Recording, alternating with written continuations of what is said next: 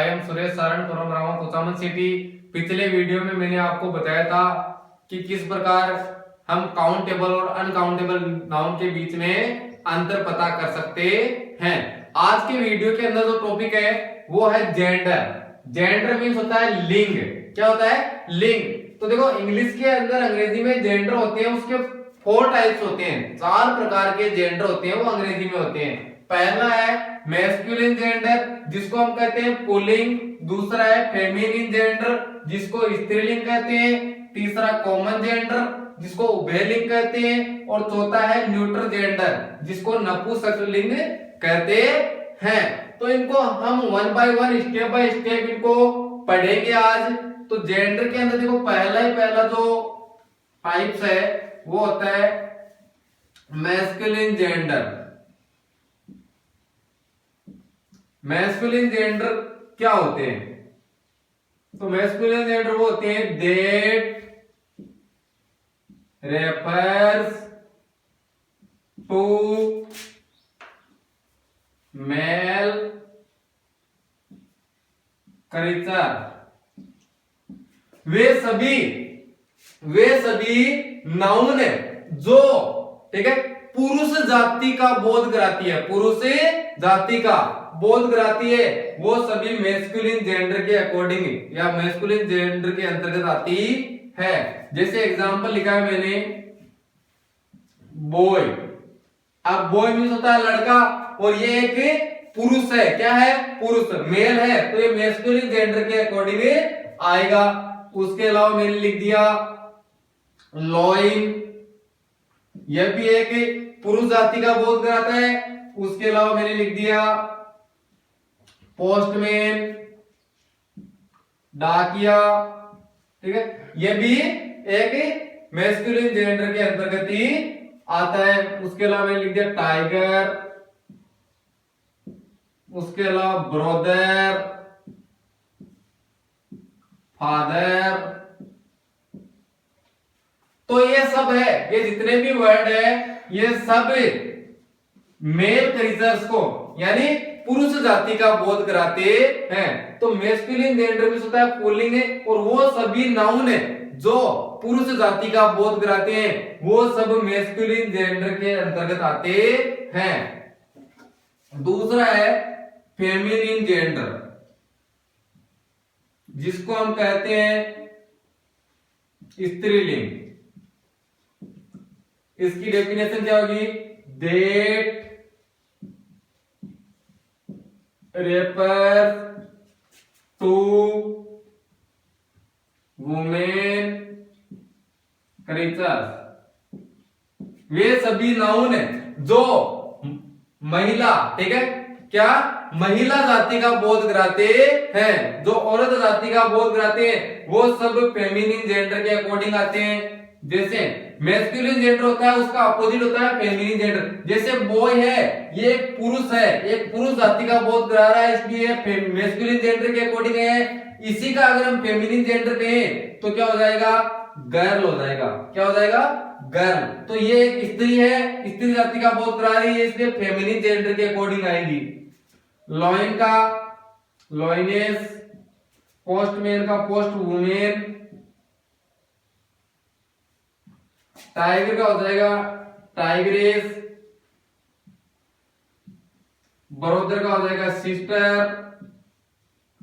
Father का हो जाएगा मदर। उसके अलावा मान लो क्वीन है, क्वीन में होता है रानी, यह भी स्त्री जाति का बोध करा रही है और इसका मैस्कुलिन क्या हो जाएगा? किंग हो जाएगा। तो जितने भी नाउन है जो मेल क्रीचर्स पुरुष जाति का बोध कराते हैं वो सभी नाउन मैस्कुलिन जेंडर के अंतर्गत आते हैं, और जो नाउन है फेमिनिन जेंडर है वो सब स्त्री जाति का बोध कराते हैं। जितने भी स्त्री जाति का बोध कराने वाले नाउन्स होते हैं वो सब फेमिनिन जेंडर के अकॉर्डिंग आते हैं। तीसरा हमारा जेंडर है वो है कॉमन जेंडर जिसको कहते हैं उभयलिंग। इसकी डेफिनेशन क्या होती है कि दैट रेफर्स टू मेल और फीमेल, यानी ऐसे नाउन है जिनके जो पुरुष और महिला, ठीक है, पुरुष और स्त्री दोनों जाति का बोध कराते हैं, ऐसे वर्ड किसके अंतर्गत आते हैं? कॉमन जेंडर के अंतर्गत आते हैं। जैसे टीचर, अब टीचर के अंदर मेल भी आ सकता है, फीमेल भी आ सकता है, तो जो टीचर वर्ड है वो एक कॉमन जेंडर है। स्टूडेंट, अब स्टूडेंट के अंतर्गत भी मेल भी आ सकते हैं और फीमेल भी आ सकते हैं। तो टीचर भी एक वर्ड है, वो कॉमन जेंडर का एक पार्ट है। स्टूडेंट भी है, वो एक कॉमन जेंडर है, जिनके अंदर हमें पता नहीं चलता है कि उसमें लड़का भी हो सकता है, लड़की भी हो सकती है। अब चौथा जेंडर है वो है न्यूट्रल जेंडर। तो देखो न्यूट्रल जेंडर को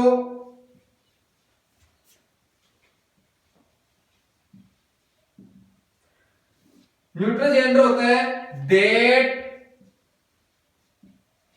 refers to non living things, यानी न्यूट्रल जेंडर क्या होता है? जो जितनी भी निर्जीव वस्तुएं होती है उनको रेफर करता है। जितनी भी निर्जीव वस्तुएं होती है वो सब न्यूट्रल जेंडर के अंतर्गत आती है। जैसे चेयर मान लो, टेबल मान लो, लैपटॉप मान लो, मोबाइल मान लो, फैन मान लो, बल्ब मान लो, बोर्ड मान लो, यानी जितनी भी नाउन्स जो श्वास नहीं लेती है, नॉन लिविंग है, निर्जीव है, वो सब न्यूट्रल जेंडर के अंतर्गत आती है। जैसे एग्जांपल मैंने लिख दिया, चेयर लिख दिया, बुक लिख दिया, हाउस लिख दिया, मोबाइल, लैपटॉप, टेबल, तो जितने भी नॉन लिविंग थिंग्स है वो सब न्यूट्रल जेंडर के अकॉर्डिंग आती है। तो 4 जेंडर मैंने आपको बताया था शॉर्ट के अंदर। पहला है मैस्कुलिन जेंडर, जितने भी पुरुष जाति को बोध कराने वाले जीव है, प्राणी है, वो सब किसके अकॉर्डिंग आते हैं? मैस्कुलिन जेंडर के अकॉर्डिंग। जितने भी वुमेन क्रीचर्स को स्त्री जाति का बोध कराते हैं वो सभी प्राणी किसके अंतर्गत आते हैं? फेमिनिन जेंडर के अंतर्गत। और तीसरा है कॉमन जेंडर, जिसके अंदर ऐसे वर्ड जो मेल और फीमेल दोनों के लिए यूज होते हैं वो होते हैं कॉमन जेंडर। और न्यूट्रल जेंडर के अकॉर्डिंग जितने भी निर्जीव वस्तुएं होती है, निर्जीव नाउन्स है, ठीक है, नॉन लिविंग थिंग्स है, वो सब न्यूट्रल जेंडर के अकॉर्डिंग आती है। अब हम देखेंगे मैस्कुलिन से फेमिनिन में चेंज करने के नियम। तो देखो अब हम कुछ नियम देखते हैं मैस्कुलिन से फेमिनिन में चेंज करने के। मैस्कुलिन जेंडर होता है, उसे फेमिनिन जेंडर के अंदर चेंज करने के मैं कुछ नियम बता रहा हूं यहाँ पे आपको। तो देखो पहला नियम है by using entirely change the word, यानी ऐसे मैस्कुलिन जेंडर, ठीक है, नाउन है जिनको हम पूर्ण रूप से चेंज करके उसका फेमिनिन बनाते हैं। जैसे बॉय है, ये मैस्कुलिन जेंडर है, इसका फेमिनिन बनाएंगे तो हो जाएगा गर्ल। क्या हो जाएगा? गर्ल।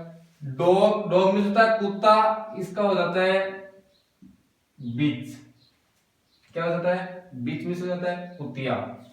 किंग मींस होता है राजा, इसका पूर्ण रूप से चेंज वर्ड करके लिखना हमको क्वीन।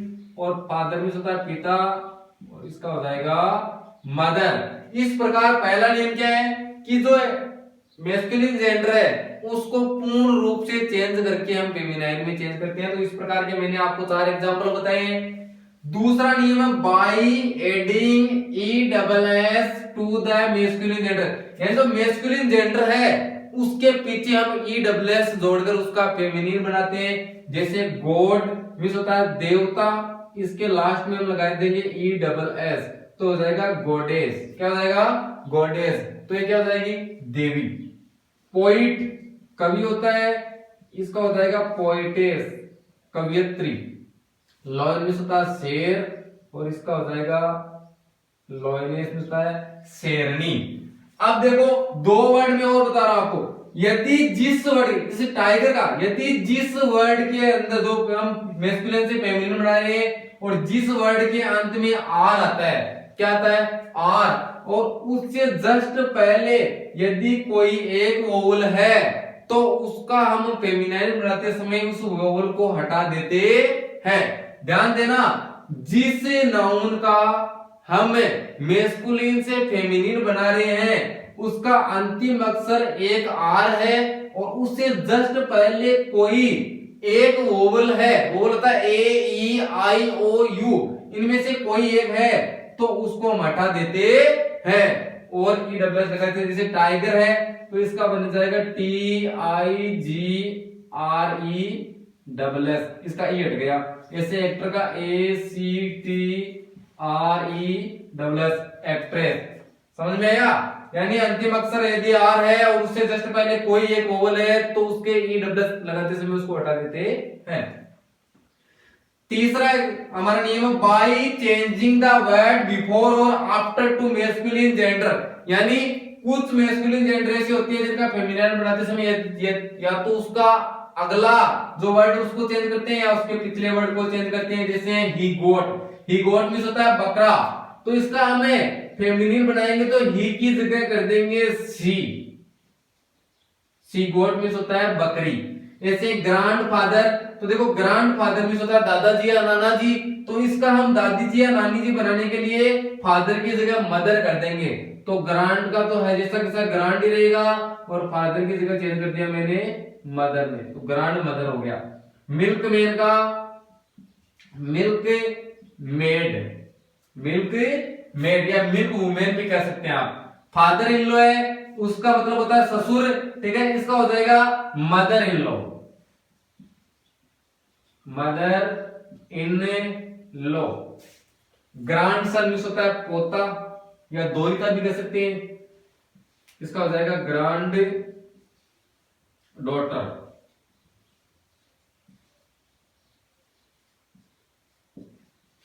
तो इस प्रकार मैंने आपको 3 नियम बताए हैं मेस्कुलिन से फेमिनिन में चेंज करने के 3 नियम।